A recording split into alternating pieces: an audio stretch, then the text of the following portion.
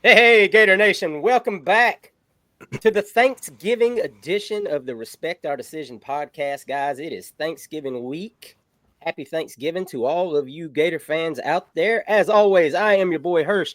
With me, CJ the Man McCann, What's up, guys? the hype man Wes. What's good, Gator Nation? Yes, sir. Gator Nation, we got a lot to be thankful for this week, man. It is a very, very good week to be a Florida Gator, man. It has been a tough season, Gator fans. It has been a tough season on us. We've had highs, we've had lows, the ebbs and flows. I'm going into a dusty roads right now, ain't I? Listen at me go. Oh man, it's been a great week. It feels good right now to be where we're at with a chance to really end this season on a really, really high note. We're gonna get to all of that. Recruiting is going on fire right now. So a lot to talk about. A lot has happened in the last few days. We're going to get to all of it. We're going to preview the upcoming week. But before that, guys, if you're new here, you haven't already, guys, hit that subscribe button. We're trying to get to 4,000 subscribers. You guys killed it last week on the Tramel Jones Jr. interview video. If you haven't already watched that, make sure you go check it out, guys. It was a really great interview. Great young man. He's already doing his job out there recruiting. We're already seeing the fruits of that labor. Make sure you hit the like button on this one. We got like almost 200 likes on last week's video. All we're asking for on this week's video is 100. So help us get that, guys. Go ahead and hit that right now. It would, help your boys out quite a bit.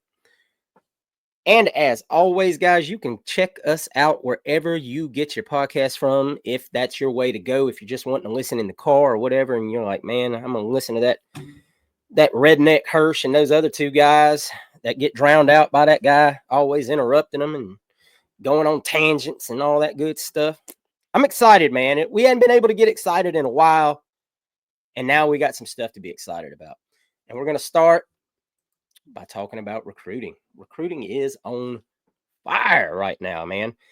4 commitments since the game on Saturday. We're going to go in reverse. We're going to start with the last one we got today and just back it on up a little bit. We went ahead and dished out the Seminoles a early loss today and went ahead and walked in their trap and snatched their running back right from them, right from out from under them. Byron Lewis, running back out of American Heritage High School down there in Fort Lauderdale, number 231 in the composite. Nice running back. Jaluk just keeps adding to the stable, man. I know a lot of people are like, why are we taking a third running back? What's going on there? The word on the street right now is that Gasper, the running back we took, the second running back we took in the class out of Texas, he's got a torn ACL. Apparently, they're approaching him with possibly walking on and giving him a scholarship when the rosters expand. There's going to be a lot of that kind of stuff going on right now with the upcoming expansion on the rosters to 105 kids, kind of maybe having to wait it out until it happens. We'll see. Maybe he doesn't decide to take that offer and decides to take his talent somewhere else. We will have to see before signing day gets here next Wednesday. CJ, I know you watched a lot of tape on Byron Lewis today. What were your takeaways? Yeah, I mean, I pulled up his film because, like I said, I said it in our group chat with all the people on Facebook. If you want to join that, we talk about everything, from recruiting to football, stuff going on, hiring, firings, all that stuff. So if you're not a member of the Facebook Messenger chat, check that out because everything's pretty good in there. I mean, it's pretty respectful. There's nothing crazy if you're tired of the message board crap.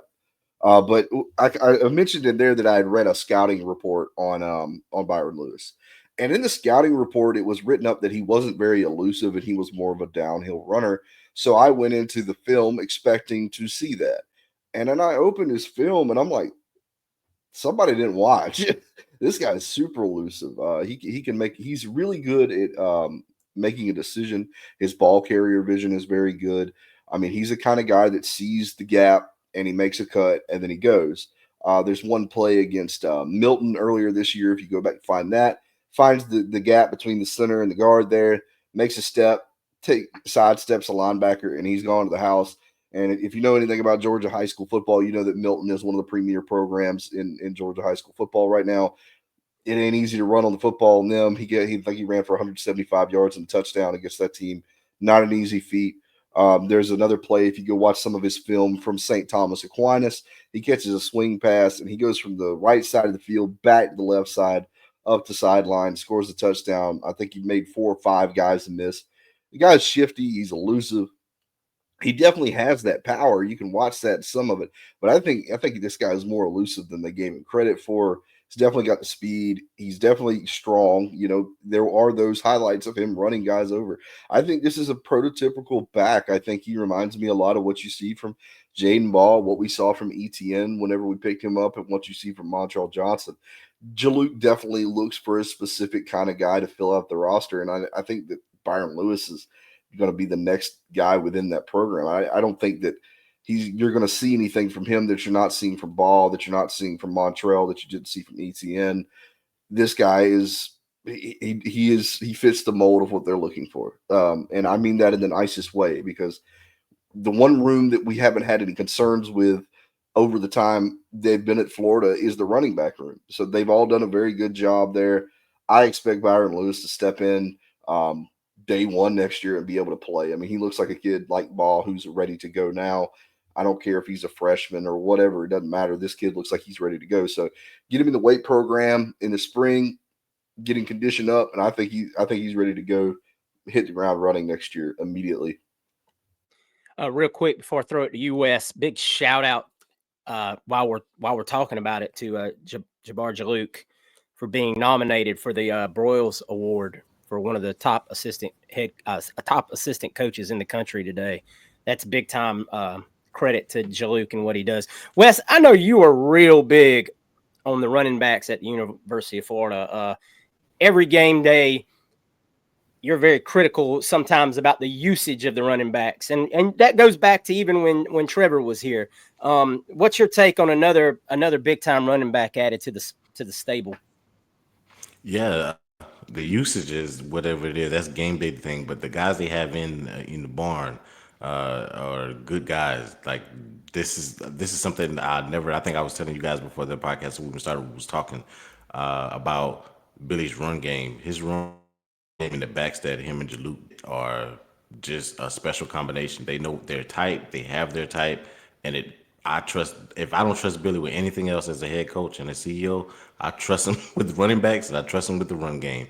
That is something that he has been shown every year that he's been here that he can. They have plug and play guys in a sense. You have a JUCO guy, true freshman right now. Before Montreal came back this week, like doing that thing week in and week out as far as helping the team past couple of weeks as far as with these wins and just playing better and looking good from Georgia on. So very, very proud of what the team done in that area, and I trust Billy Napier and Coach Jaluk. And like you said, congratulations to him for being nominated, or if he didn't win for that. He's done a hell of a job, and so is him and Billy Napier as a combination. I don't see that guy here as long as he wants to be here as far as assistant coach and running back coach, because he's doing his thing.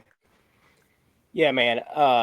Coach Jaluk, if Coach Jaluk goes out there and says and just points out and says, I want that guy to be a running back, I'm gonna be like, that guy can probably run the damn ball. Like I don't, who am I to question it? Because every single cat he's brought in here, Jacoby Jackson, we couldn't even remember that dude's name.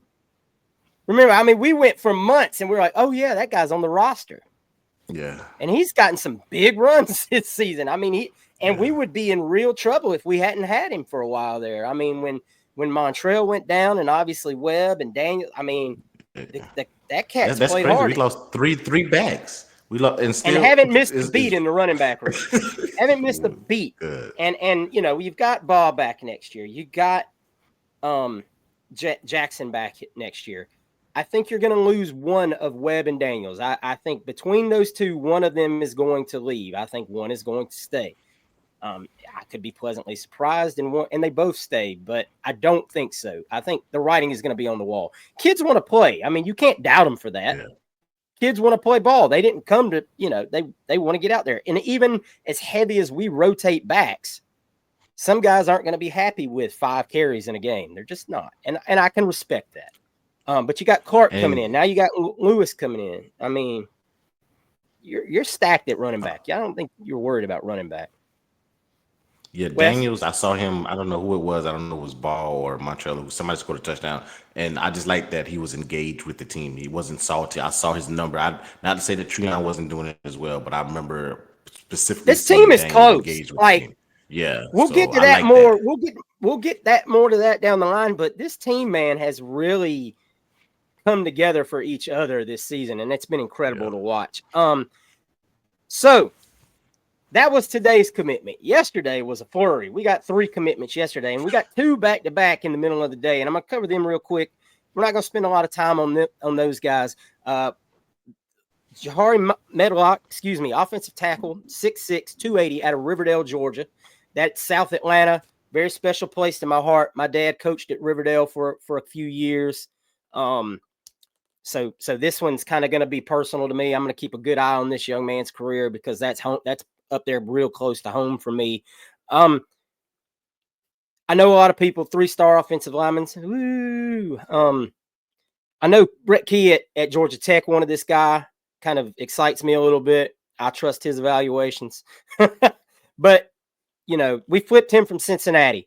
Also, another flip, former Arizona wide receiver, Moise Tunkara. I practice that all day. Don't fail me now. 6'3", 195, big wide receiver out of Texas. Joe Hamilton strikes again on the recruiting trail. This big nod to Joe Hamilton, doing his thing out in Texas. A lot of people are really high on this kid. Obviously, he's a 3-star. I get it. I know a lot of people are going to be like, 3 stars don't win championships, and you're right. They don't. Can't argue that fault. I believe that you're going to see Florida build their roster a little different this year. I think you're going to see them get some bodies here in the recruiting process and then try to get some heavier guys that are going to play next year out of the portal. We'll have to see if it works. I mean, it's the ever-changing landscape of college football and how people build their teams. I think people are just trying to figure this thing out. I really like that kid. A lot of people that watched him seem to like him a lot. I don't know, maybe he gets a ratings bump. It's Florida. Probably not. We know how it goes. And finally, I was very surprised by this one. I did not think this was going to happen or come together as fast as it did, if it happened at all. Yesterday morning, 8 a.m., boom, Hayes Fawcett drops the edit. Ty Jackson, linebacker at a Seminole Ridge High School, commits to the Gators, formerly committed to USC. I mean, we just flipping everything. We flipping people all over the place. This is the guy that much earlier in the season, back towards the Miami game, we were really high up on his list. We were like, everybody was like, well, the Florida has the lead on the in-state linebacker here. This is the Gators to lose. Took a trip to USC. Gators look pretty rough there. He commits to USC. Looks like it's over. This is why. This is the prime example of why you don't stop recruiting a kid right here. Things came back around, got him in for the game. And one of his big takeaways in the Miami game was the young guys weren't playing. He didn't see Miles getting to play. He didn't get to see Childs get to play and some other young guys. Well, he showed up Saturday to the Ole Miss game, and there's Miles Graham making key plays in the game on 4th down. You've got Childs out there. You've got all kinds of the young guys out there. Obviously, Ball and Lagway. I mean, so now he sees, this staff, you can play, you're going to play. And here we are, a big-time commitment, a big-time add to the linebacker room. The linebacker room is becoming like the running back room here. We're just stacking talent. So, Wes, how do you feel about the addition of Ty Jackson to that linebacker room? Already stacked with young talent. Man, the linebacker room is sick with guys that I have to keep giving CJ this credit for this guy because I love him. With Jaden Robinson, I just come on and saw he's done everything that CJ thought he could do last year when he spoke about him. I love to always give CJ's flowers when I speak about because he mentioned it and he's just everywhere. And then you have Graham, you have Childs, and I like Shamar. Shamar has problems in coverage a little bit. I'm not sure if he's coming back next year or not. But as far as the young guys in that room, iron sharpens iron. and some of these guys are versatile. Seen Child backing coverage. I think it was last week when he made a deflection, so he looked good in space.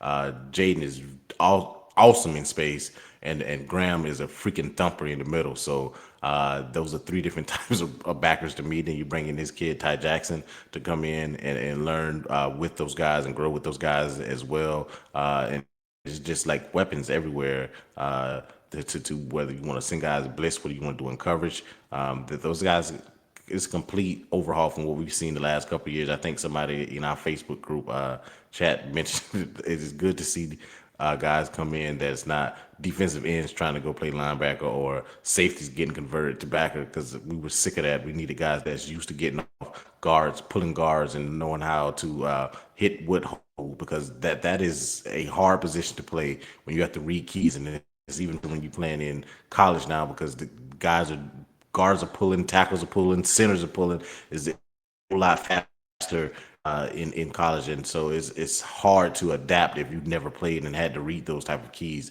playing that position. That's the hard position to play, because you have to direct guys, get guys lined up on the D line, communicate with the safeties in the secondary, and get everybody squared up and grounded. So I just look more and more. We keep stacking these guys here because they are all the quarterbacks of the defense. So love it.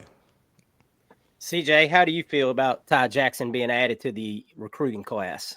Yeah, I mean, we're talking about like a night and day transition from the previous staff's recruiting of the linebacker position to what this has been. Again, we talk about the running backs. I think the linebackers can be mentioned in the same breath. They've done a good job at who they've picked to come play linebacker. Ty Jackson now in the class, a guy that, really good interior linebacker, a guy that, everybody has highly touted for all year, a guy that we wanted early. You spin the block, you get him back.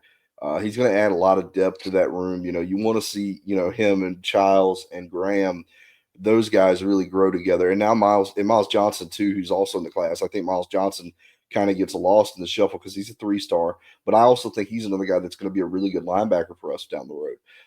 You talk about a guy that was a Nick Saban evaluation. And they wanted him. Nick leaves, and Florida was able to flip him from Alabama. So you've got two really good linebackers, in my opinion, in this class. Regardless of their ranking, I think that these two guys are studs. I think that we have really flipped the script on compared to where we were with other guys. You talk about the guys that we did bring in. You lose Hopper, and you have Wingo, who's a great leader, loves the program, but never really developed to be that great linebacker that I think at one point he thought it could be. We lost Chief Borders to the portal. So now you've got a stable of linebackers that I feel like can all be plug and play. I think they all can kind of rotate. We can keep guys fresh. It's not a situation where you have Ventrell Miller and that's it, or it's not a situation where last year you have Shamar James and that's it. Now you have a group of linebackers that if one does get hurt, you're not sitting there like, oh, man, what do we do now? I think that was a good effort by the staff to make sure that we completely changed that room because of how important linebacker play is in the SEC, due to how fast, how many guys, the athletes you deal with between the running backs and the wide receivers, and now the tight ends that you have to cover. I think that it's really important to have good linebackers. That, and also, they're so important of getting everybody lined up. They kind of run that whole defense. So this is a good job. I mean, we said running back, linebacker's another position where I'm like, they get it. They understand that this is super important to having a good team in this league. So great pickup. I mean, that's a massive flip. One that came together super fast. I think that he really wanted to be a Florida Gator from like the time, but he was just worried about a lot of the outside stuff that was going on. And I get that. I understand that completely. Most kids want to commit to a program and stay at that program. We talk all the time about kids, commitment doesn't mean this, and they'll flip on you and all that stuff. I think the majority of kids really just want to pick a school and go play football. And they don't want to have to worry about a lot of outside stuff. So now Florida did make the transition. They turned the corner, finally showed him enough to what he wanted to see. And he was like, thank you. I can finally go to Florida now. And I think that was just a great job by the staff to keep investing in him. Winning cures all. I've said that 100 times, and I think we're seeing the fruits of that. Winning really helps you.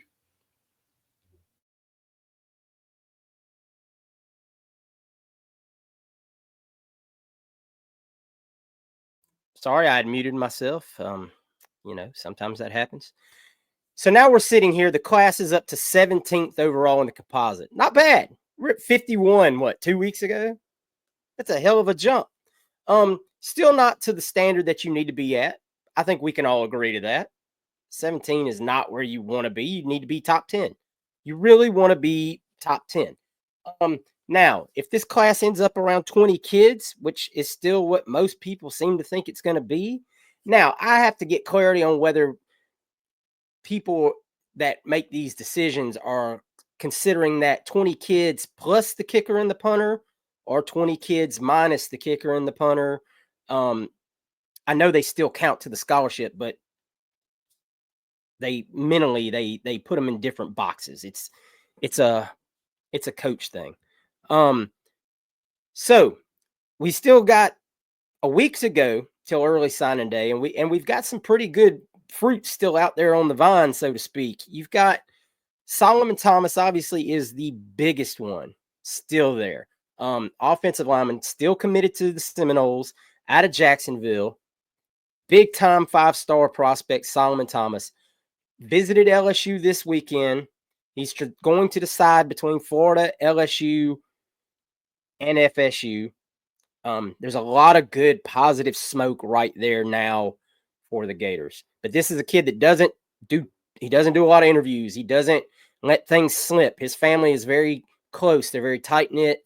They're a very good Christian family. Solomon Thomas is a kid that sings in his church choir. Like, he is literally a choir boy. So, I mean, you're not going to get a lot out of him.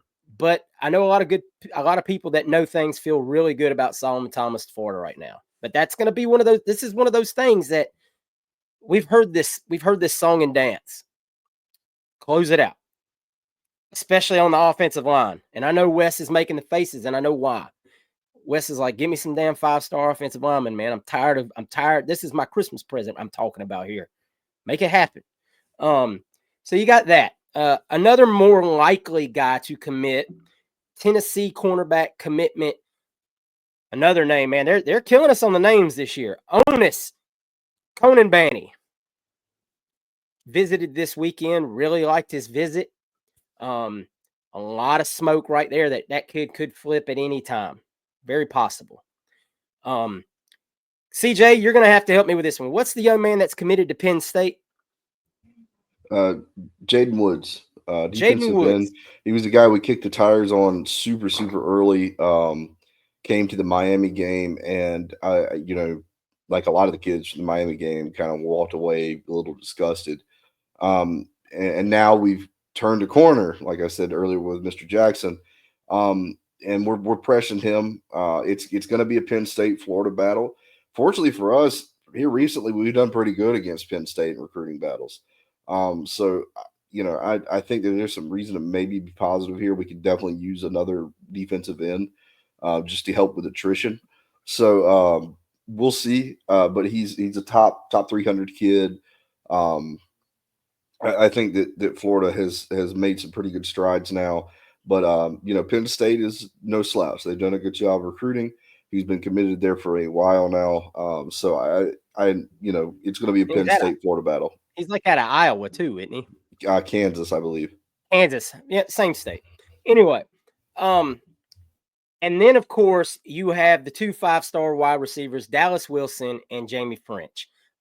Neither made a visit this weekend. Dallas Wilson was supposed to visit, had a family emergency. I mean, I don't know what else to tell you. Had a family emergency. Jamie French visited Texas, who he's currently committed to. So you have Jamie French currently committed to Texas, Dallas Wilson currently committed to Oregon. 2 heavy hitters in the NIL world. We're not pulling punches on this. I mean, these guys are in the NIL world. These guys are top 5 teams. They have the funds. So you're going up to bat with some heavy hitters. Now is the time to either you're going to let your nuts hang and say, I'm going to get one of these guys, or you're going to say, you know what, we're going after guys in the portal and that's it. Now, if the asking price is totally ridiculous and you feel like you can get 2 bona fide guys in the portal that are going to play next year that have already contributed at the college level at a successful rate, I'm all for that. Because you've got Vernell Brown coming in, 5-star kid at receiver already. So I'm all for not overpaying for unproven and paying for proven production, especially when you have 2 years of DJ Lagway to go. I am all for getting proven playmakers to play with that young man for the next 2 years. And I think that is the staff's mentality right now is we know we've got a 2-year window with an absolute stud at quarterback. We need to go get him some playmakers. There's lots of names out there. I know most of y'all that listen to us and talk with us have heard some of the names bandied about, and there's some others that you probably haven't. But the portal's going to open up here in a couple of weeks on December 9th, and I think things are going to get to be very, very clear very, very quickly. So we're going to find out. So hopefully we close strong with this. Maybe we can add another one or two in the late, what used to be regular signing day. I don't even know what you call it anymore. National signing day, I guess it's still called. I mean, we don't even cover it anymore. That's how that used to be a holiday. Used to take those days off from work. But let's talk about what felt like a holiday. The Gators crashed the lane train. I'm going to tell you right now, I was very skeptical, and I'm going to be the first one on this show tonight. I'm going to eat my crow right now. I had Billy Napier fired weeks ago. I make no bones about it. A lot of people gave me crap in the comments of our YouTube and everything else about not being patient enough and whatnot. And I'll agree with you right now, you guys, I was not patient enough to watch this season unfold. Billy Napier has turned this thing this season around. Now, that's not to say that you can forgive the Miami game or the A&M game. I'm not even counting the Texas game. With DJ not playing, I think those guys just knew what was coming and checked out. You were prepared to play Tennessee. You were prepared to play Georgia. You lost quarterbacks in both of those games. I still blame Billy for a couple of play calls in the Tennessee game, but it's here nor there. You turned this thing around and beat 2 teams that were trying. One was, if he won, was probably in. If Lane wins that game, they're probably getting to the playoffs. There's a very, very solid chance. I know LSU was hanging by a thread, but you eliminated them. They didn't have a choice. After you beat them, it was over. An absolute, was the game pretty? Absolutely not. Did you do what you had to do? You absolutely did. DJ Lagway, still probably at 50%, 60%, just shows why he's a magician. He just makes plays that we have never seen from a quarterback here. Tim Tebow made some great plays. He never made a couple of those throws I saw DJ Lagway make Saturday. I mean, that's unbelievable. And I cannot wait to watch the next 2 years of this young man play football. I don't care what happens. I don't care if the games go south, the games go north. I want to watch this kid play every snap that he can play. Because I feel like every week is going to be some kind of highlight. Like you watch Patrick Mahomes, do the behind the back or whatever the crap he does. It's just crazy to me. Defense, kudos, man. Bend, don't break.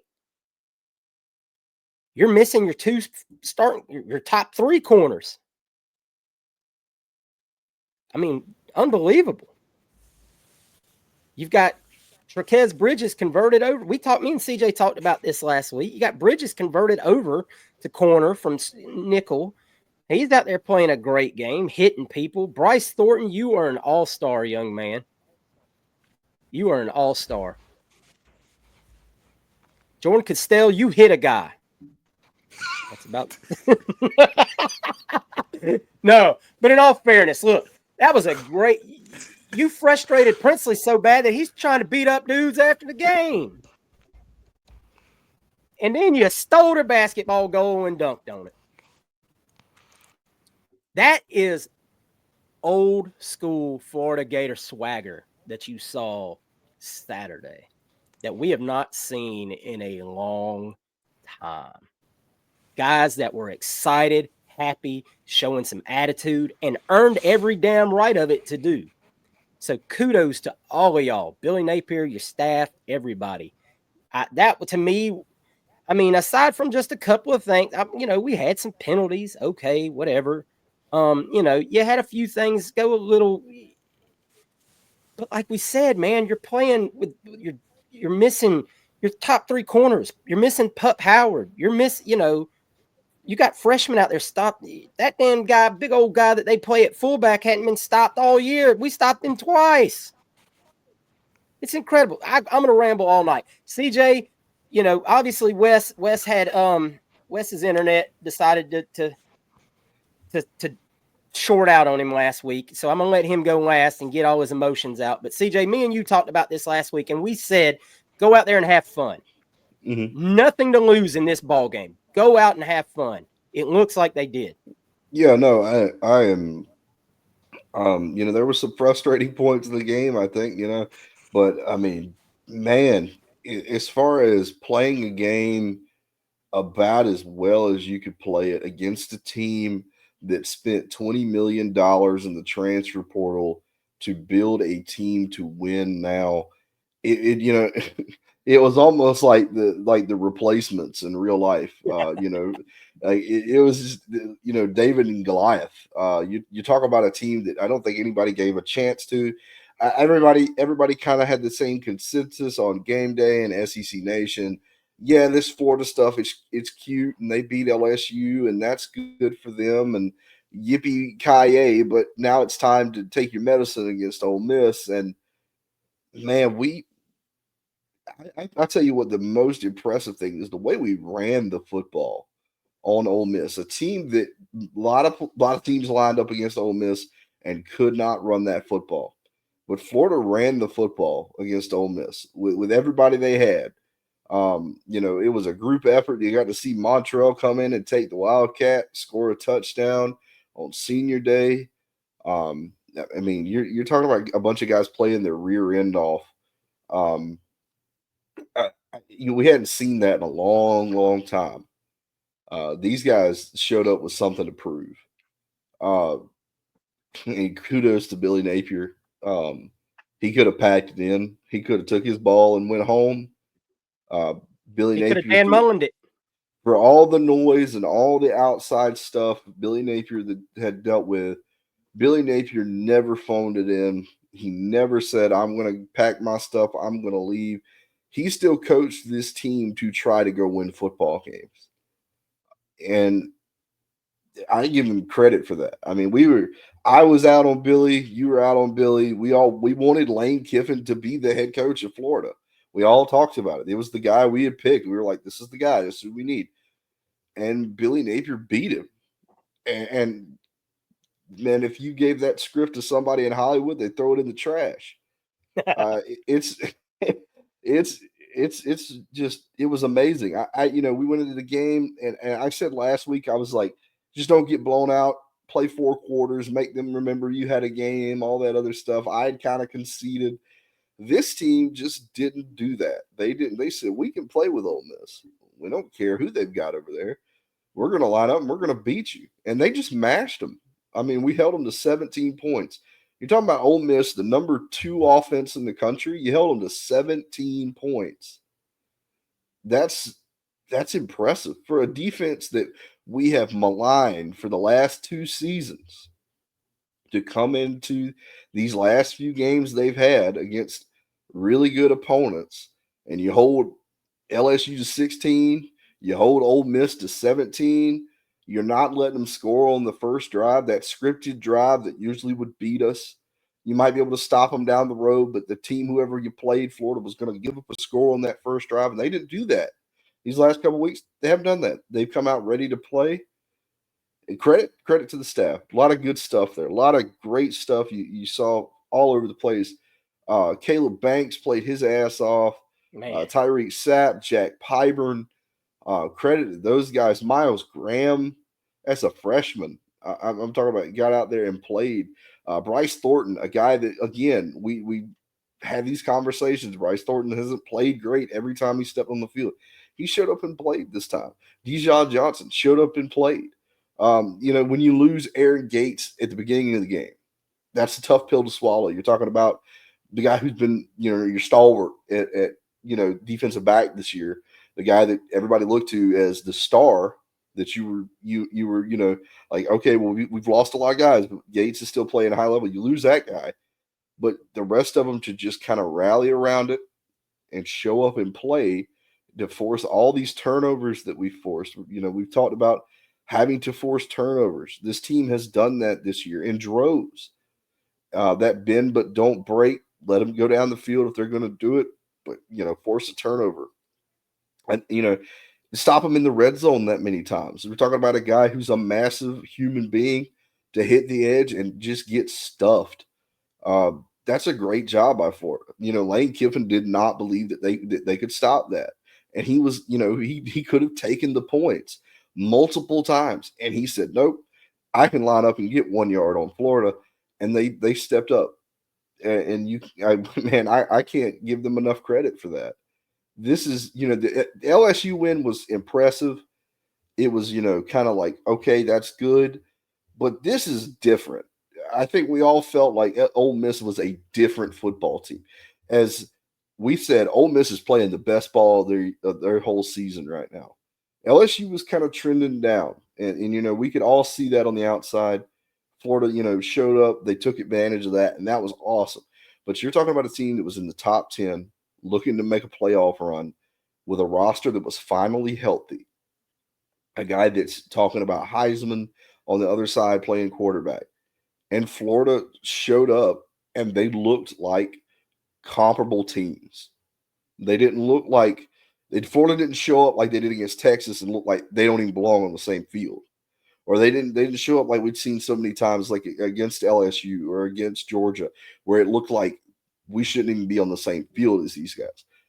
They showed up and they whipped their butt for 4 quarters, and I don't think you can get any more impressive than that. I think that is a hell of a coaching job to keep these young men bought in when a lot of coaches would be packing their stuff. And we didn't even think Billy would be coaching in this game at points in the season. We thought that he would be gone. He wouldn't even make it to November. But credit to those guys. Heck of a job. Heck of a win. This is the way that Florida football is supposed to feel. This is what we're supposed to do. So I'll let Wes get his stuff in, but man, just a great win all the way around. Real quick, Wes, before you get started, something CJ you were saying, and I want to add to it. I was very, very impressed by the fact that from the very first snap, we out physicaled Ole Miss. We were hitting dudes from the jump. I made a the snarky comment about Castell's hit, but there were guys all over. Bridges was smacking his guy. I mean, like, we weren't shying away from contact. I don't think it's been brought up enough that in the last month or so, how much better this team tackles now than it did previously. Like, that has been unbelievably corrected. Wes, get it out there, man. Yeah, I was kind of talking about this last week, as far as coming off that bye week, how the team had looked a whole lot different. And to CJ's point, and to yours as well, hers, the LSU win was different because we could chalk that up to a rivalry game. Those games are always going to be close. I talked about, if down the stretch, if there's a way for Billy to get to a bowl game and get to 6-6, it would be LSU, because it's a rivalry game. I don't care. We've been the one, like in 2020, where we had the good record, and they were sucking. Coach O was on his way out, and somehow they beat us. We talked about the goal line stuff. Somehow we made a stop. Tyree Cleveland got caught a bomb. You have the coach with the graph, can't remember his name right now, eating the grass, going for fake field goals and Les like Miles. should we Les Miles, yeah. We could chalk those games up to just being classic, great games. You're gonna sit down and you're gonna be like something you never seen before, like a shoe getting thrown, just stuff that happens all weirdly in that game. So you can kind of chalk that one up. But this one was a little bit different. They had just came off beating Georgia and coming off a bye, which makes this even more special. They were rested. They had a bye. They were prepared. They had extra time to study us on tape and do all the things that you want to do and be rested before coming to the swamp. So to for the team to come out and speaking of Castell, I've been very hard on him ever since last year, the second half of last year. He set the tone. It was reminiscent of thinking about Major Wright being there and starting the game off for us. Being in attendance as a special guest and what he did against Oklahoma when he set the tone with that big hit on the sideline. He set the tone and the rest followed because that kid, that big defensive lineman that kept getting first downs all year for them, they hadn't missed one. So I can't blame Lane for going for it when we have a play that's unstoppable. Every time we run this play, we get a first down. So why not now? And we happened to stop him twice. I believe one was on third down and one was on fourth down. So those were key stops in the game. But I said Lane was going to be aggressive. I seen when Lane played Georgia a couple times, and when he's played Alabama a couple times with against Nick Saban, Kirby Smart, he panics sometimes and goes for it instead of taking the points because I guess he feels like his defense wasn't going to be good enough. But this, you bought your defense. Now you have Princely and Walter Nolan and all these guys on defense, and probably one of the best the corners in the country, and a top tier safety. Like you have a defense now, so take the points with this struggling offense, and he didn't, and he let us in the game. And that's one thing I never liked about Lane in these big games that he panics sometimes and gets too ultra aggressive. So shout out to Lane for that. Shout out to that kicker as well. A lot of times in these games, we've talked about how Billy sucks us in reminiscent of the Tennessee game. The game is close. You be like, man, I'm not trusting Billy. I know what's gonna happen, but then he sucks you in, and then we somehow lose. It's like, why did I let? It's like, why do I allow myself to do that over and over and over again? But this last 2 weeks, he's pulled it out. Even there, even with some miscues, there's some things that Billy still needs to work on. And I always say, you know, the saying that goes that never accept in a loss. Never accept in a win what you wouldn't accept in a loss. And it's some things that I hope that he takes from his coaching that he still needs to change because that can be sometime wrong. Like you get a positive result doing something wrong, and then you think that's the way to do it. I don't like that. So I hope that some things he noticed that he did wrong in this game. I think CJ was chronically. One of you guys said it either online or in the message group where y'all was asking why we were going so fast at the end of the game. The 5 minutes left and snapping the ball with 20 seconds left. Like I almost threw my remote at the television, man. I was so mad. You know, you chalk that up. The first play, you chalk that up to you've got a freshman at quarterback. Yeah. The third and fourth play, you're sitting there going, "Hey, you got a device in his helmet?" Yeah, like, you can tell him that excuse is over. Snap it when it gets to 5 seconds. Snap it. Yeah, like So there's some things. You gave them an extra minute of clock. That's not fun. That's not good. It makes us over here like this, like, man, how we gonna lose it this week? So, but shout out to Bryce Thornton. I've been asking why that kid hasn't been playing. You know, no disrespect to guys like Caleb Douglas and Bridges, even Bridges, who was playing safety at one time. Thornton showed me last year that he should have been on the field, and I wish he had played more. Even at the beginning of this year, I'm like, why is Thornton not playing more? Even because I don't know. I guess him and Cassett doesn't play that. I don't know how their safety position is ran. Where maybe one is strong, one. I know one is strong and one is free safety, but I don't know if they're interchangeable or what. But Thornton seems like he should be on the field at the end of. It's everybody's favorite time. So that was literally what I said. So. Yeah, man. But I was nervous. So shout out to the guys. They play hard. Saw a lot of young guns. TJ Searcy, Caleb Banks is a dog. Did I get cut James? Off? Yeah, Cameron James. Yeah. Everybody was. I saw. Now he's gone. There it was. Ladies and gentlemen, you can almost set your watch by it. Wes, Lane Kiffin getting into his computer. Yeah. Lane Kiffin heard the slander and I got to turn this guy off. Wes's internet and taking him out of the picture. But anyway, just to keep going on these points, man. There were some bad things, you know, and once again, I think this is one of those things that's going to come down to having an offensive coordinator at the end of the day. That if you had an offensive coordinator, maybe he's the one telling DJ, hey, let that clock run a little bit. Yeah. Because that's that whole last possession they got after the interception. And I still don't know what he does in the middle 8 sometimes. Like the middle 8 just confuses the heck out of me. We were like, we spiked the ball to run the ball. Like, yeah. And I know that frustrates people, and it frustrates all of us because we're all like, "What's the plan here?" I just want him to take a shot, like throw it deep. I'd like to see the shot too, but I understand from the coaching standpoint. I understand the mentality of not. You know what I mean? Like I understand. Like, look, we're at home. We're in this thing. Don't give them any momentum. Yeah, I get it too. You're tired, and you get the ball after half. Yeah, that's my point. Yeah, don't spike it then. Like you set yourself up for more criticism than you need to get is kind of what I'm going with here. I'm not saying like I disagree with the decision not to do anything. Like I completely get it. You're at home. You're getting the ball after half.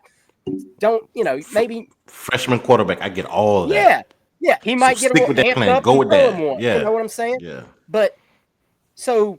Run the ball out or kneel it down. But then you spike it just to run it. Did you think you were going to catch the whole defense off guard and Montreal was just going to run untouched? Like one of those. And then he runs out of bounds and makes it. He runs out of bounds and makes it third down, and they haven't used the timeout yet.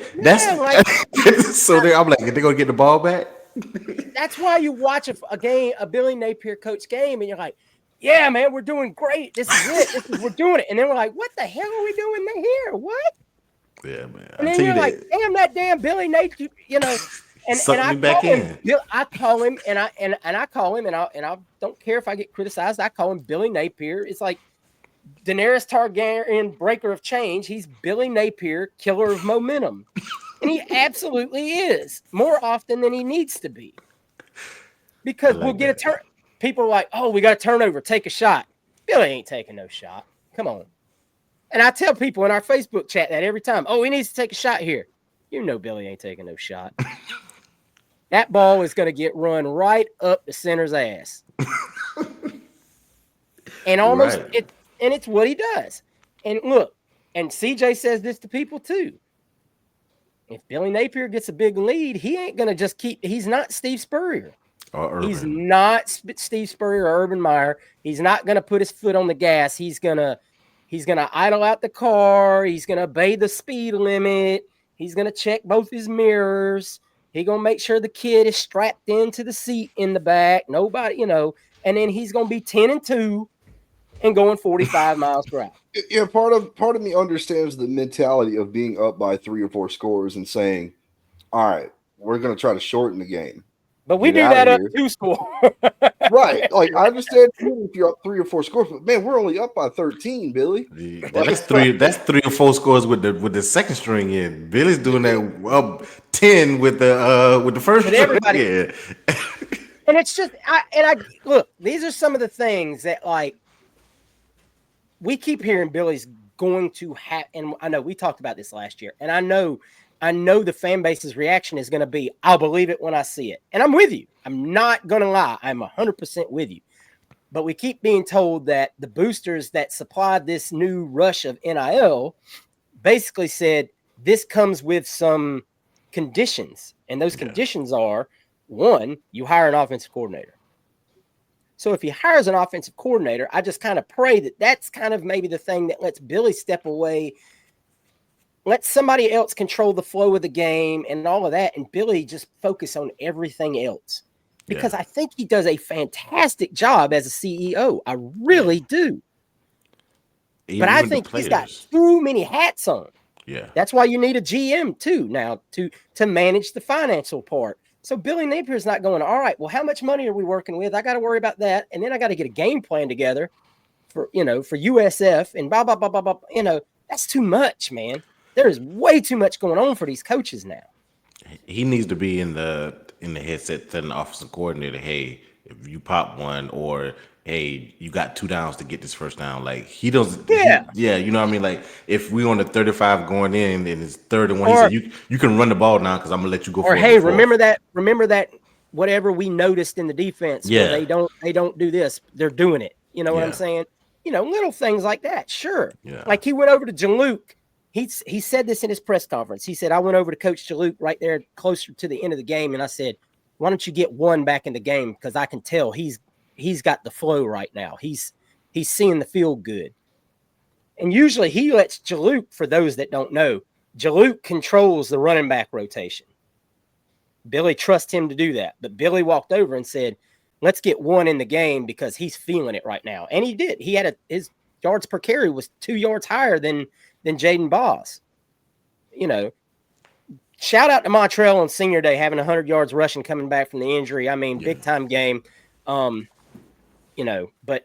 we're on to the last game, guys. We've made it. It's Seminole Hate Week.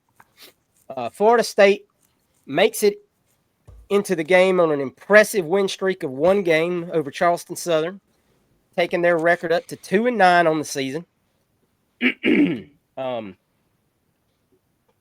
Have they beaten an opponent in the Power 5 at all?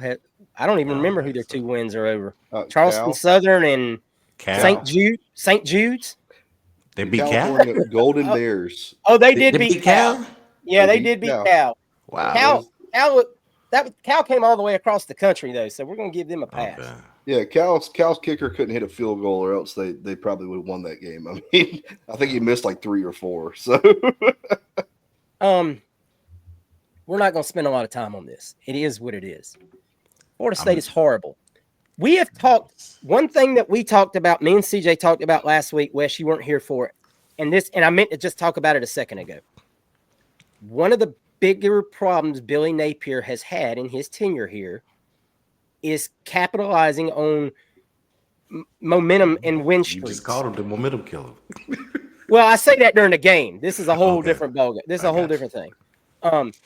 We were talking about he beat Tennessee a couple years ago and then got blown out by Kentucky.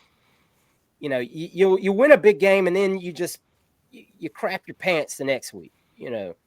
When you beat Utah and then Kentucky, all of that. It's like you have these letdowns. You don't string together, and that's why you have losing records going into this. Because you haven't been able to string anything together. This is a statement game. I don't care what their record is. Billy Napier shouldn't care what their record is.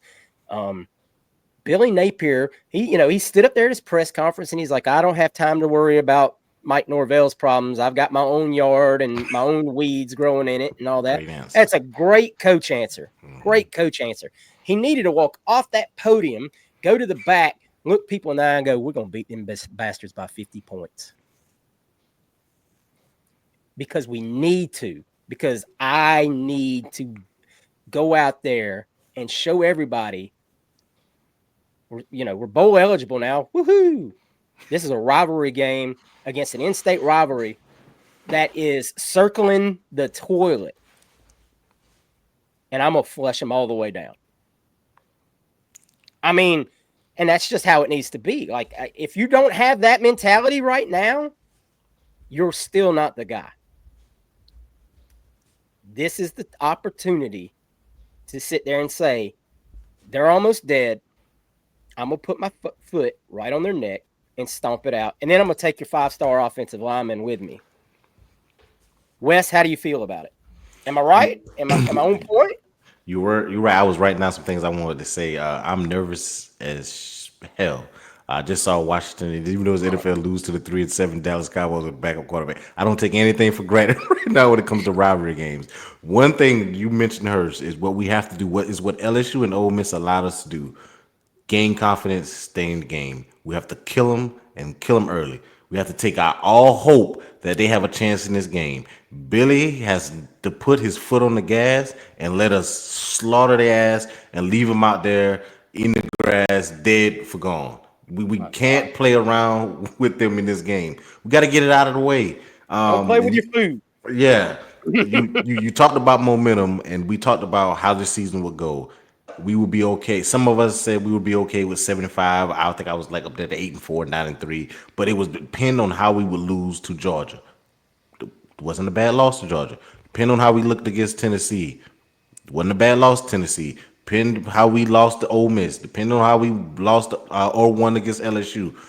Positive, positive, positive towards the end. It looked like how I wanted to look if we lost to Georgia. We believe if we had DJ Lagway, we probably would have won the damn game. We saw Billy's miscues against Tennessee, thought we should have won that game. But that was early on. Now going towards the end, how are we going to close this season out?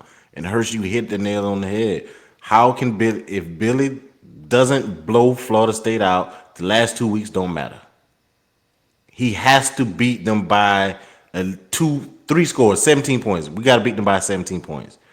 I don't want to see a close ball game against a team that only has 2 wins. One is a team flew literally all the way across the country, and this other team is Charleston.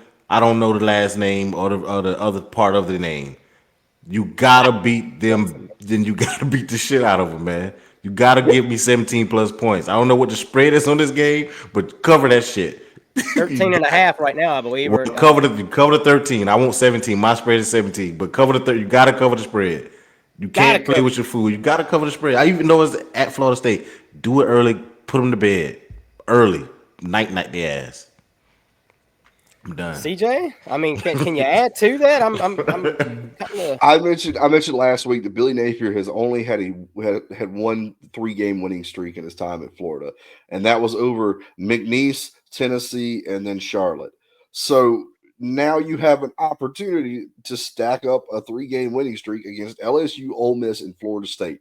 That sounds a lot better when I bring that up. So you need to take care of business. I talked about it a few weeks ago that Billy has this bucket of trust. He's added a lot back into the bucket that was pretty damn empty at one point. If you go out there and you lay an egg against this Florida State team, you might as well just take that damn bucket and stick it on your head, because at this point you cannot do that. That is ground zero, Mayday.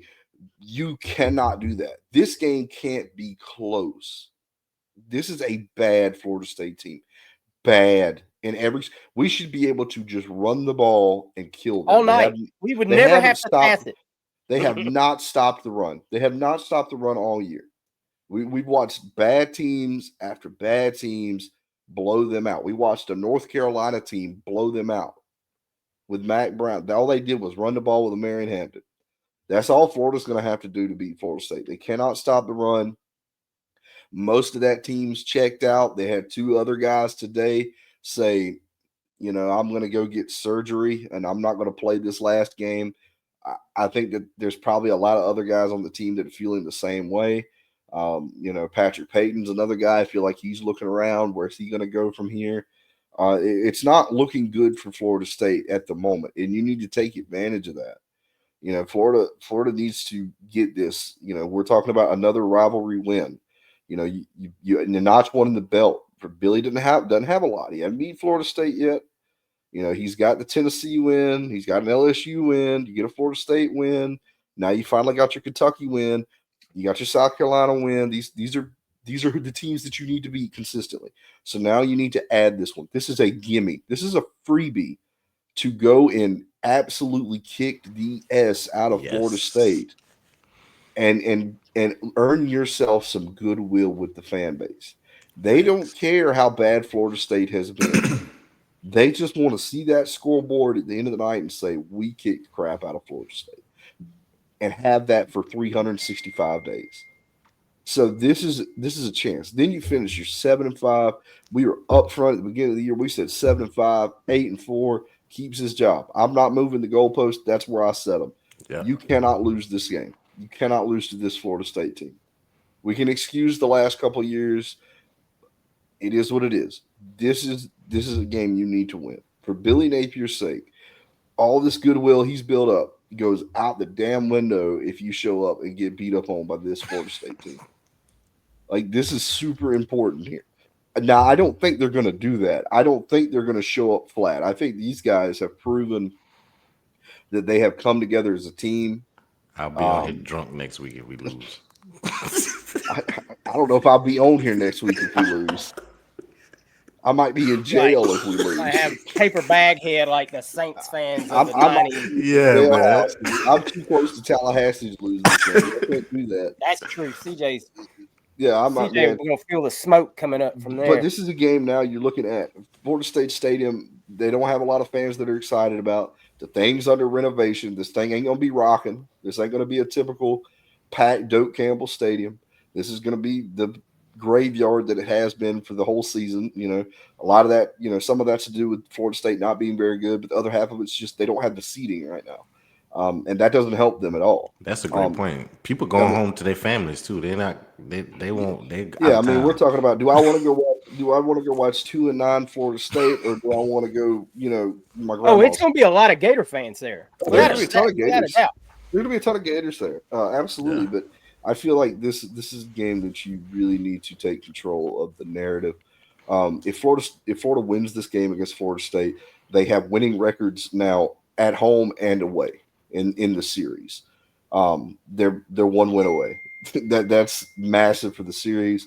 Like I said, Billy Napier has a chance to build a ton of goodwill and also put yourself in a better position for a better bowl game.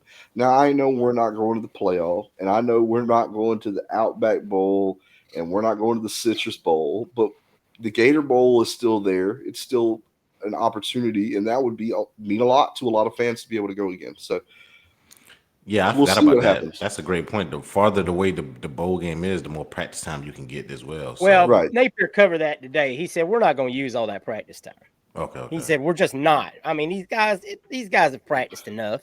And, I mean, the only ones you're going to use it for are incoming, are freshmen. And, yeah, sure, you can get DJ some more snaps. I mean, sure. But also, DJ's banged up and whatnot. You just want him to rest. Right. They're not going to practice a whole lot for a bowl game. They're just not, regardless of who it is, because you've achieved the mission if you win this game Saturday. I shouldn't say that as if the mission was to go 7-5 when the season started, but you turned the ship around and you crescendoed and ended on a high note. You finished. It's literally the opposite of the last 2 years. Literally the opposite. Look, we've said it. We've said it over and over. You could have packed this damn thing in. I mean, packed it in. And each week, you've gotten a tad bit better. And you've gotten a bunch more beat up, is the funny thing about it. The team's got more hurt. And I know every team's got injuries. I'm not sitting here trying to shuffle that around. But not every team's lost its 2 top cornerbacks. And their starting quarterback, which, we can call that what it is. Montreal for half the season, there's been a lot. Trey Wilson. Trey Wilson, yeah. Trey Wilson played 4 games. You lost now you're starting safety. Yeah, I mean, it's crazy. All the injuries that we've had. And we forgot about Jackson was starting receiver, I believe, over one of those guys. Yeah, I mean, I ain't trying to flesh that out. I mean, he never played. Lyons and Jackson, that's a whole different. But you've lost these guys along the way from the expected depth chart. So, and you've continued to find ways to win, which means not just the starters are bought in, everyone underneath them is bought in and ready to go. And Wes covered it a minute ago. He's talking about Cameron James and Cersei, and we talked about Miles Grant. These are all the young guys, man. The young guys are making plays. The future of this team, if you go out and get the right transfer pieces to supplement the pieces that you lose, like Crenshaw Dixon at your right tackle, you're going to need a safety. I'm sorry. You're going to have to go out and find you a safety. You might want to go out and find you a cornerback because Devin Moore is never guaranteed. I mean, it's just not. You're losing DK and Badger. You can't – I mean, that's hard to replace. But you got a quarterback that's – here's the thing. every receiver in America that's not satisfied with their station has seen DJ Lagway on highlight, Sports Center, Twitter, Instagram, and go, damn, that dude throws the ball. Mm-hmm. Not only does he throw it short, but if you can go get it, he's going to throw it to you. Every receiver, every wide receiver that wants to make it to the next level wants a quarterback that can do that. And they're going to start looking in their quarterback room and going, my quarterback can't do that. and there you go. It's tampering season. Guess what? It's happening. What? Florida's throwing around some money? Let me go see what I can find out about, playing with Mr. DJ Lagway next year and Jaden Ball next year, and, if you talk a couple of these linemen and coming back, there's a chance you can talk Slaughter and coming back because he's very interested. He's a local guy and he wants to be an All-American at Florida. He's made it well known. You want a brick? I love it. You know what I mean? There's guys that will be back. Now, you've also probably lost a couple of guys. Like Caleb Banks has made himself probably a small mint in the last few weeks. Yes, I mean, dude has been unbelievable. And shout out to that young man for honing his craft. He gonna make some more Saturday against that Florida State and offensive line. Let me tell you right now, shout out to, we hadn't said this man's name at all, and I'm gonna say it real loud right now. Shout out to Coach Chapman and the work he did on this defensive line. Yeah. Because Sapp, Banks, Jackson, them boys have come to eat in the last 5-6 weeks. I mean, at the table. Even Big Dez has played great to Big Dez has done what Big Dez can do, and he's done it. Up two guys, every time they're having a double team. He's been good. I see him. He's made some tackles in the run game. He grabbed the dude and threw him down the other day. I mean, look, even if the running back has to go a different direction because he's standing there. Yeah, once he gets his hands on your linebackers. If your linebackers are moving down the hill, he's done his job. People don't understand what a nose tackle does at all. Exactly. Even in 2024, people still don't understand that a nose tackle is not supposed to have 50 tackles and 6 sacks. And 12 tackles for loss. He's like a cross guard. He's like a crosswalk guard. He's there to divert traffic. and everyone else is there to clean it up if it works the right way. Look, back to where we were at. This is a game right now where you need to go out and showcase it all. Jaden Ball, Montreal, this is your last game, probably regular season. I don't know if you'll play in a bowl game or not. Probably not. I would imagine you won't. There's nothing to be gained by it. Let Jaden Ball and Jackson go play. So this is probably Montreal's last game as a Gator. He's going to want to show it off. Elijah Badger, this is going to be his last game in college. He's going to want to show it out. DK probably as well. I mean, and I'm imagining they're going to take, like I said earlier, they're going to take the brakes off of DJ and let him do his thing. Now, I imagine he didn't got to go out there and run around a lot. Just let it fly. Hand it off, set up the play action, throw it deep. I think it's a very simplistic game plan. That being said, we'll probably overthink it a little bit, but hey. It's crazy. It's been a month since he had the hamstring thing. It seemed like and you're playing a freshman quarterback that has, I mean, he's looked hit or miss, but he doesn't have weapons around him like DJ's got around him. Like that Florida State team, besides Cam Davis, I think is like the one guy on that team that I would even take, and our running back room is fine. I don't need him. So if you can score 50 on Florida State, don't take your foot off the grass. Don't stop. Score 50, score 60, call 3 timeouts at the end. I don't care what it is. If Billy Napier has a killer anywhere inside of him, this is the game to go full John Wick. Agreed. All right. Guys, that is it for this week, man. We appreciate it all. It's good to have a show where we're on a high like this, man. We're so excited to be talking positive things in the world of Gator football. Again, it's good that we finally got back to this. hopefully next week we're talking obviously about a Florida State win, a 7-5 Gator team, knock on wood, and some good recruiting news too. We'll be recording next week on early signing day, so it should hopefully we'll be profiling some new recruits and a good end to the early signing class. CJ, you got anything before we get out of here? No, just the typical stuff. Thank you guys for supporting us as creators. Thanks for all the views and all the likes and all the comments last week on the Tramel Jones video. We really appreciate that. Tramel appreciates that. This guy's doing all he can to help this class in recruiting. So shouts out to Tramel Jones. Thank you again for being on the show. Make sure you guys are leaving the likes, the comments on these videos. It helps us out a ton. Share it with people. We're really positive right now. Everything's going good. These are the times where you want to be Gator fans and you want to watch these videos, and I understand that. So thank you guys that have stuck with us. Thank you guys that are watching. Check out the Twitter page. As all these commits happen, we try to catch every one of them as soon as it happens to let you guys know, hey, we got a commit. So if you want to turn your notifications on for our Twitter page, that's what we're going to be doing. You're going to catch those. So do that. Check out the Facebook group. Of course, I mentioned earlier at the top of the show, check out the Facebook Messenger chat. We talk about everything from recruiting to the game itself to hirings and firings, all the business of college football. So check that out in there. Good conversation. So if you feel inclined, absolutely join us. So we really, really appreciate you guys supporting us as creators. Happy Thanksgiving. Enjoy the greatest holiday of the year. We get to eat and watch the Cowboys lose. It's a wonderful time of the year. So thank you guys so much. Go Gators. I really, really appreciate it. It's been a lot of fun those last couple of weeks, and that's great for us because we haven't had a lot of fun in a while. I think that this is a much needed reprieve for the Gator fan base.